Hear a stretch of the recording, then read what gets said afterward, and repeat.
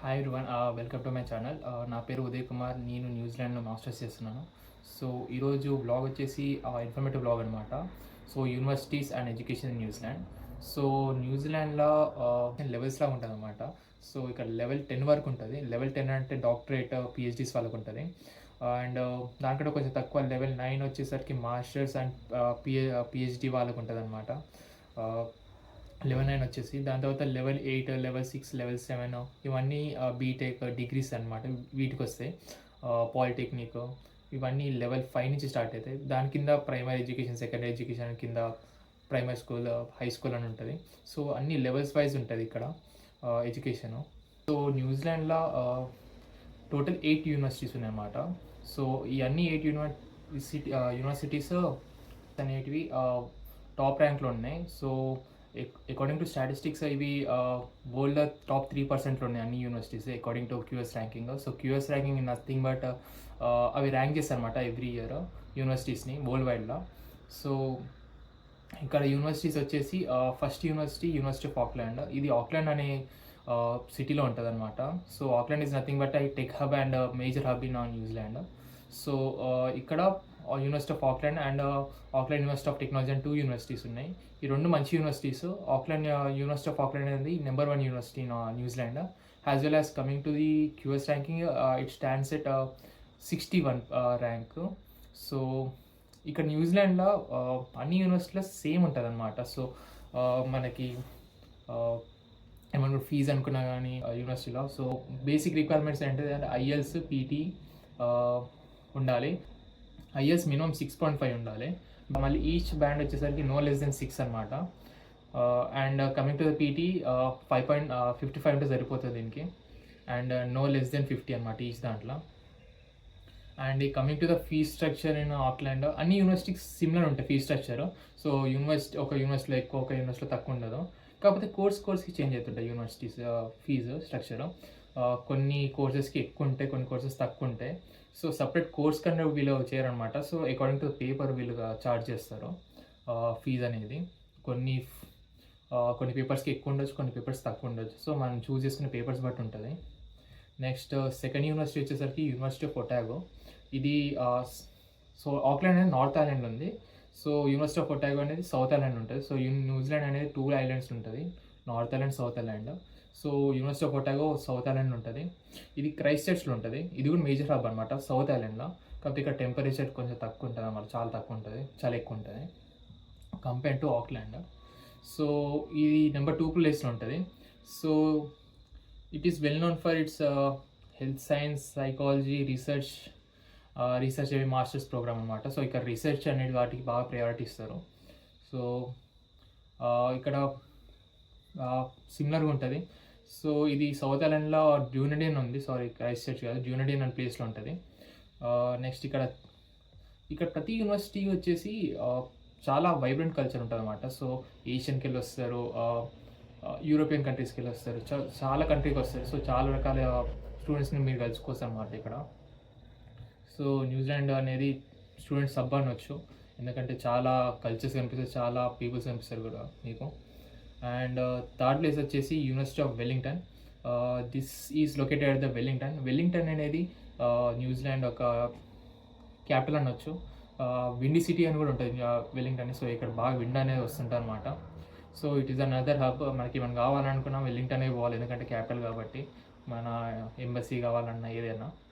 So it's is mainly focusing on law, humanities and business masters అనమాట. Business masters degree మీద focus చేస్తారు ఇక్కడ. So ఈ Wellington అనేది చాలా ప్లెజెంట్ ప్లేస్ అనమాట. ఇది కూడా కోస్టల్ ఏరియాలోనే ఉంటుంది, నార్త్ ఐలాండ్లో కింద ఉంటుంది అనమాట ఇది. So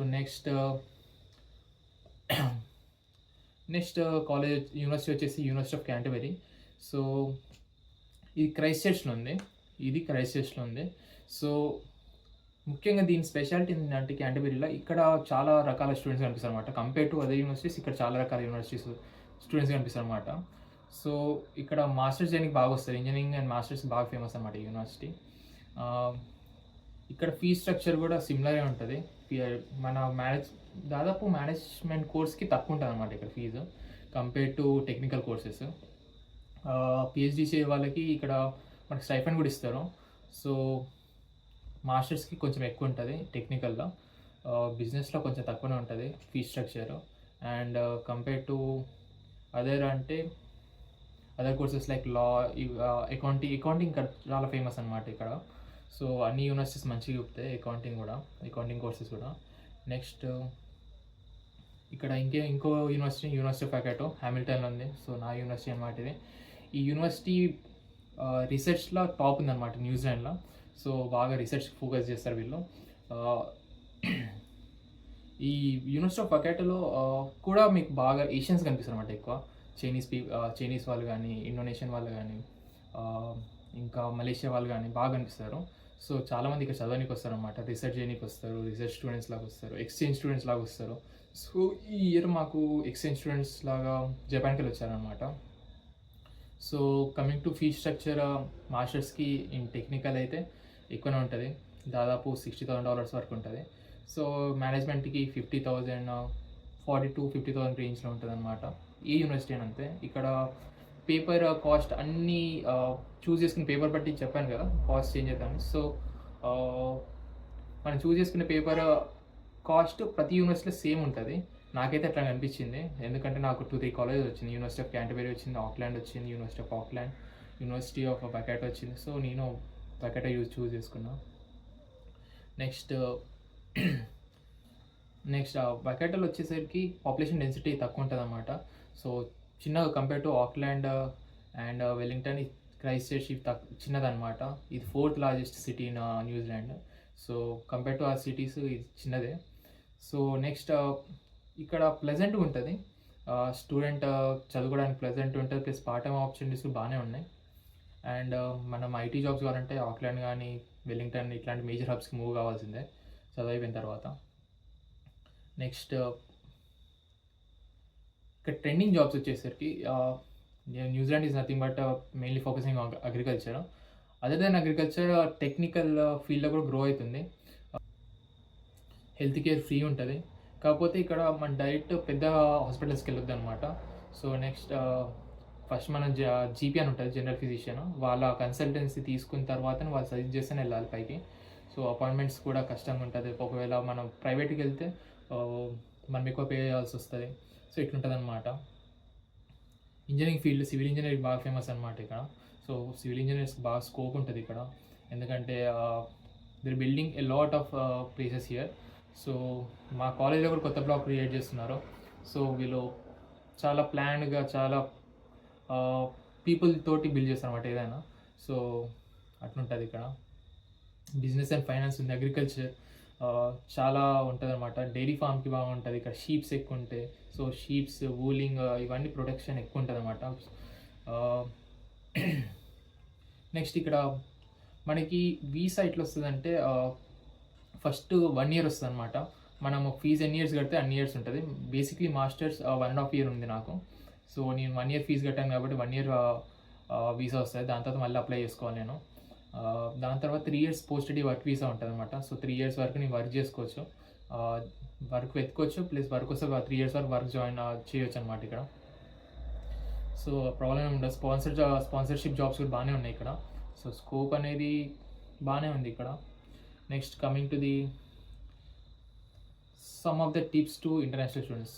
so I came as a international students. So I bought a lot of things.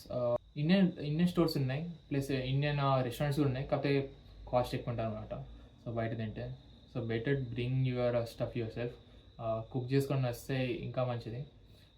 So ఎందుకంటే ఇబ్బంది కాకుండా ఉంటుంది మీకు. వీళ్ళు స్పైసెస్ చాలా తక్కువ తింటారు. నేను తెలంగాణకి వెళ్ళి వస్తాను కాబట్టి నేను స్పైసెస్ ఫుల్ తింటాను అనమాట. సో నాకు చాలా ప్రాబ్లం అవుతుంది ఇక్కడైతే. నెక్స్ట్ ఇంకేముంటుందంటే వచ్చే ముందు మీరు స్కాలర్షిప్స్ చెక్ చేయండి. యూనివర్సిటీ పోర్టల్లోనే ఉంటాయి స్కాలర్షిప్స్, చాలా బాగా హెల్ప్ అవుతుంది. ఎందుకంటే ఇక్కడ ప్రతి యూనివర్సిటీ ప్రతి కోర్స్కి స్కాలర్షిప్ అనేది ప్రొవైడ్ చేస్తుంది. For Indian students there is separate scholarship call vice chancellor Indian scholarship అని ఒకటి ఉంటుంది. సో చాలామంది దాదాపు అందరికి వస్తుంది అప్లై చేసుకుంటే. సో అది అప్లై చేసుకొని బెస్ట్. మీ అకాడమిక్స్ మీద డిపెండ్ అయి ఉంటుంది అది కూడా, వాళ్ళు ఎంత ఇస్తా అనేది. అప్ టు 15,000 యూఎస్ వస్తుంది, న్యూజిలాండ్ డాలర్స్ వస్తాయి అన్నమాట అది. And coming to admission process, first మనకి లెటర్ ఇస్తారు నార్మల్ లెటరే I-20 అంటారు కదా యూఎస్లో. సో అట్లనే ఇస్తారు. ఇక్కడికి వచ్చిన తర్వాత మనం కంప్లీట్ చేసుకోవాలి ఎన్రోల్మెంట్. చాలా ఈజీ అయిపోతుంది. ఫస్ట్ పేపర్స్ చూస్ చేసుకోవాలి మనం. పేపర్స్ చూస్ చేసుకున్న తర్వాత ప్రొఫెసర్ తోటి మీటింగ్ ఉంటుంది. Whether this paper is like for you or not అని బాగా ఎక్స్ప్లెయిన్ చేస్తారు అనమాట. ఫ్రెండ్లీ ఉంటారు ప్రొఫెసర్స్. సో డైరెక్ట్ వెళ్ళి మనం మీట్ కావచ్చు, అట్లా ఏముండదు. సో కాకపోతే అపాయింట్మెంట్ తీసుకోవాలి. డైరెక్ట్ మీట్ అయినా ఏమన్నారు, కాకపోతే అపాయింట్మెంట్ తీసుకుంటే బెటరు. సో అపాయింట్మెంట్ ఇస్తారన్నమాట. మెయిల్ చేస్తే వాళ్ళు మనకి ఇస్తారు అపాయింట్మెంట్, ఈ టైంకి రావాలి, ఈ టైంకి చేయాలని. సో అట్లా ఈజీ అయిపోతుంది. నెక్స్ట్ ఈవెంట్స్ అన్నమాట కాలేజీలో. ఫస్ట్ ఈవెంట్స్, ఎందుకంటే ఇంటర్నేషనల్ స్టూడెంట్స్ కాబట్టి మనము జనరల్లీ అన్కంఫర్టబుల్ ఫీల్ అవుతాం. సో ఫ్రెండ్స్ కావాలన్నా కానీ, ఎంగేజ్ కావాలన్నా వేరే వాళ్ళతోటి. సో ఇట్లాంటి ఈవెంట్స్ బాగా హెల్ప్ చేస్తాయి అనమాట. సో కరెంట్లీ మా కాలేజ్లో అయితే చాలా ఈవెంట్స్ జరుగుతున్నాయి. మెంటల్ హెల్త్ కానీ events, festival 14th Holi festival కూడా సెలబ్రేట్ చేస్తారు. సో ఇట్లాంటి సెలబ్రేషన్స్ చాలా ఉంటాయి. కమ్యూనిటీస్ కూడా ఉంటాయి ఇక్కడ. ఆల్ టైప్ ఆఫ్ కమ్యూనిటీస్ ఉంటాయి. ఆక్లాండ్లో తెలుగు అసోసియేషన్ అనే ఒక కమ్యూనిటీ ఉంది. So all Telugu people are present in that community. So వాళ్ళు కూడా కండక్ట్ చేస్తుంటారు, కాలేజ్లో కండక్ట్ చేస్తుంటారు. సో ఇట్లాంటి ప్రాబ్లం ఏమి ఉండదు. మీరు ఎంగేజ్ అయితే బాగా ఫ్రెండ్స్ చేసుకోవచ్చు, నెట్వర్కింగ్ బాగా అవుతుంది అన్నమాట ఇక్కడ. అండ్ మీకు ఇంకేమైనా డౌట్స్ ఉంటే కింద కామెంట్ చేయండి. So I try to will reply to the comments. So next so ఇంకేమైనా మిస్ అయ్యి ఉంటే అడగండి. I will try to do another video. So that's it for today. Thank you for viewing my blog. Please like, share and subscribe. See you.